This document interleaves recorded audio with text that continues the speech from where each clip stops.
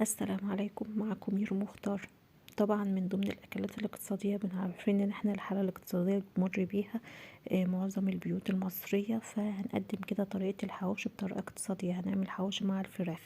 حواوشي الفراخ ده هنستخدم فيه ربع صدر من الفرخه او ربع كيلو من صدور الفراخ. شوفي انت محتاجه اي كميه استعملها بالطريقه دي. معايا كمان نص جده من الكزبره، ومعايا كوسة صغيرة انا بشرها وعصرة المية بتاعتها، وفلفل ورغيف عيش اللي هو البلدي بتاعنا برضو بلاه وعصراه، ومعايا بصلاية وطماطماية. كل ده مبشور.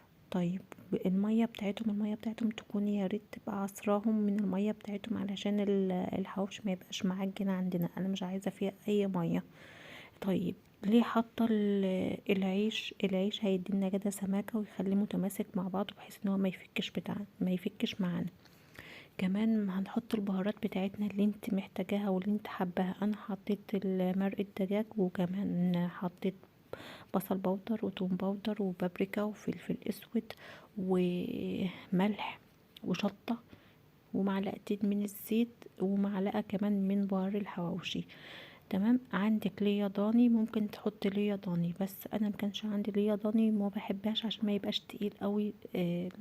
طبعا انتوا عارفين ان الحواوشي بيبقى محتاج الدهون الكتيره، فانا للاسف ما بحبش انا الدهون الكتيره دي، فعلشان كده ما بستعملش قد كده ليا الضاني. هقلب كل ده كده المكونات مع بعض، وبعد كده هضربهم في الكبه بحيث ان هو تنعب معايا. عايزة تضربي الفراخ وتستعملي المكونات كده بس من غير ما تضربوهم مع بعض وتنعميها، مفيش مشكلة، بس كده احسن. الاولاد لما ياكلوها ما يحسوش بطعم حاجة غريبة، وخصوصا ان هم لو اولادك ما بيحبوش الكوسة ممكن تستعملها لهم وتضيفها لهم في حاجات زي دي. شايفين الربع كيلو ما شاء الله طلع لنا يجي حوالي نص كيلو من الحواوشي. هحطها بقى في قلب التلاجة او الفريزر تتشمع معايا شوية كده. شايفين القوام بتاعها ولا ريحتها؟ بجد ريحتها كانت جميلة جدا. جربيها ومش هتندمي خالص. طبعا معظمنا كلنا بنمر بظروف اقتصادية جامدة في البلد اللي احنا فيها، فالحمد لله على كل حال.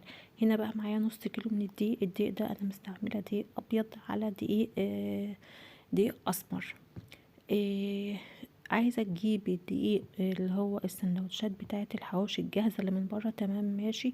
تروحي للفرن وتقولي له، بس انا للاسف ما كنتش خرجت لان الفرن كان بعيد عليا، فما نزلتش جبت عيش بصراحة. فانا قلت اما اتصرف، انا عندي الدقيق قلت اما اعمل انا العيش.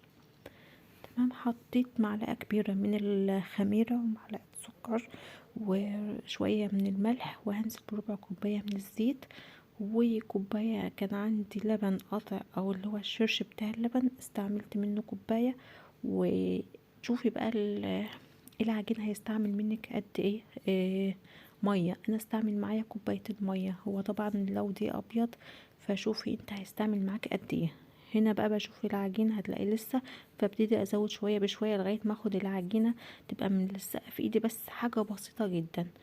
انا هنا بحاول المها كده شويه، وهدهن الوش بتاعها زيت واغطيها واسيبها تخمر. شايفين العجينه ما شاء الله جميله ازاي؟ جربوا واعملوا لاولادكم الحاجات في قلب البيت، بجد بتفرق جدا، وبتفرق في الطعم، وبتفرق في النظافه، وبتفرق في التوفير كمان. شوفي الرغيف مثلا الحوشة وانت هتجيبيه من بره هتجيبيه بكام؟ يعني الرغيف مثلا يدخله في 15 20 جنيه. طيب ليه؟ ده ما انت ممكن تعمليها. هنا بعد ما سبت العجينة تخمر بعد ساعة كده، هي بصراحة ما اخدتش ساعة، هي اخدت اقل من ساعة كمان.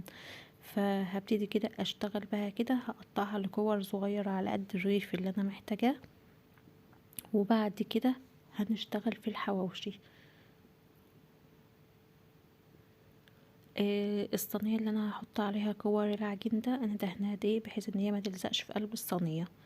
ف وتقطعي بقى الكور على حسب الحجم اللي انت محتاجاها، وعلى حسب بقى شوفي انت بقى، انت ونظرك بقى ونظرتك. شايفين؟ ما شاء الله الحاجة لما بتتعمل في قلب البيت بيبقى فيها بركة، وغير كده كمان العجين لما بيتعمل في قلب البيت بيبقى بجد حاجة حلوة في قلب البيت كده، بتدي البيت كده طاقة وحاجة حلوة، نظافة كده. شايفين هنا العجين، ده جزء كده كنت هعمل بيه حاجه، والجزء التاني كنت هعمل بيه حاجه، وهنزل لكم في فيديو ده الصراحه يعني. هنا بقى بعد ما خرجت الحوش من قلب التلاجة، هبتدي بقى كده هجيب العجين بتاعنا او العيش بتاعنا، وهبتدي احشي بيه الحواوشي. طيب شكليه بقى على حسب ما انت عايزة. انا هعمله هنا نص رغيف، زي كده زي كده القطايف كده. شايفين القطايف احنا بنقفلها ازاي؟ هنقفل كده الحواوشي. انا بقى بفرده كده. شوف السمك برضو اللي انت حباه، بس ما تنسيش اللي احنا لسه هنقفله مع على بعض وهندخله الفرن، يعني لسه كمان هينفخ معانا وهيعلى معانا.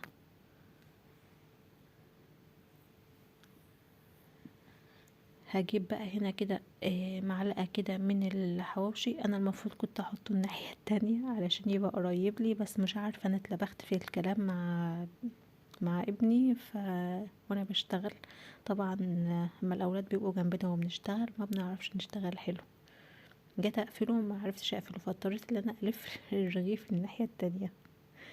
ما تيجوا تشتغلوا يا جماعة اشتغلوا بعيد عن اولادكم. هبتدي بقى كده اقفلها حلو بحيث ان العجين او الحواوشي ما يخرجش من العيش. ممكن على فكرة تحط كمان الحشو في النص وتقفلي الرغيف، يبقى عندك رغيف كده كامل. بس هو الرغيف ما شاء الله كبير، فاللي هياكل منه هياكل وهيشبع. هعمل كمان معاكم واحد، وبعد كده هشتغل انا مع نفسي. هعمله كده دايرة واحط الحشو وهقفل عليه حلو، وهسيبها بقى بعد كده يخمر لمدة مثلا 10 دقايق ربع ساعة. لو كنت بقى وصلت معايا لغاية هنا بقى والفيديو عجبك، يبقى ما تنسيش من اللايك وشير وسبسكرايب للقناة. طبعا انا بعمل الفيديو وانا اساسا فاصلة بصراحة يعني. هبتدي بقى كده اقفل حلو كده. لو لقيتيه كده ما بتقفلش منك او الحشو خارج منه، ما تقلقيش يعني، حاولي تقفلي كده حلو عليه وهو هيقفل معاكي. بجد والله العظيم لو انت عملتوا الحاجات دي في قلب البيت ولادكم هيتبسطوا جدا جدا جدا. وخصوصا بقى اللي انت بتحط لهم فيها حاجة هم ما بيحبوهاش. يعني انا عندي الكوسة دي استحالة ياكلوها.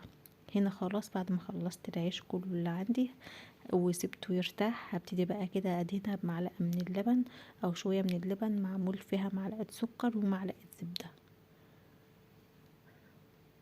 الزبدة هتساعد ان الوش بتاعنا يبقى كده اخد اللون المحمر كده الجميل، وكمان هتديلها قرمشة حلوة.